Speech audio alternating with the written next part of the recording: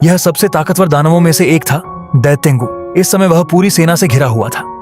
इंसानों ने अपनी पूरी ताकत झोंक दी, लेकिन उनके हमलों का उस पर कोई असर नहीं हुआ। फिर दैत्येंगु ने पलटवार किया और कुछ ही सेकंडों में आसपास के सभी सैनिकों का सफाया कर दिया। जब उसकी नजर कातो पर पड़ी, तभी उसके साथियों ने उसका ध्यान भटका दिया। मौका देखकर कातो ने अपनी खास तारों से दैत्येंगु को बांध दिया। सभी को लगा कि लड़ाई खत्म हो गई, लेकिन दैत्येंगु ने अपनी जबरदस्त ताकत से सारी तारें तोड़ डाली। तभी ओसाका टीम मैदान में पहुंची। उन्होंने अपनी शक्तिशाली गन से हमला किया, जिससे दैत्येंगु बुरी तरह घायल हो गया, लेकिन वह अभी भी जिंदा था।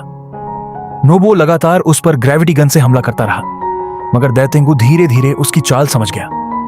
अचानक उसने नोबो को पकड़ लिया और खिलौने की तरह पटकना शुरू कर दिया। मरने से पहले नोबो ने आखिरी हमला किया और दैत्येंगु का सिर उड़ा दिया, लेकिन खुद भी अपनी जान गंवा बैठा। तभी असली राक्षस नुरारहियोन, स्लिपरी घोस्ट, सामने आया। वह एक साधारण बूढ़े आदमी जैसा दिखता था।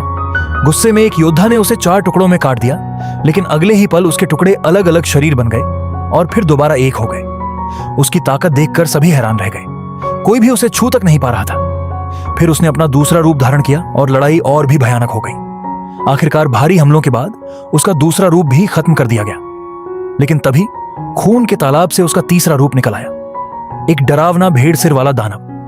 अब वह इतना शक्तिशाली हो चुका था कि अदृश्य दुश्मनों को भी देख सकता था। उसके सामने सभी लोग जान बचाकर भागने लगे। उधर दूसरी तरफ एक विशाल रोबोट और भयंकर बैल दानव के बीच भीषण युद्ध चल रहा था। शुरुआत में रोबोट ने बढ़त बनाई, लेकिन जल्द ही बैल दानव ने उसे हरा दिया। तभी ओसाका टीम का सबसे रहस्यमय और शक्तिशाली योद्धा चैम्बरा मैदान में उतरा।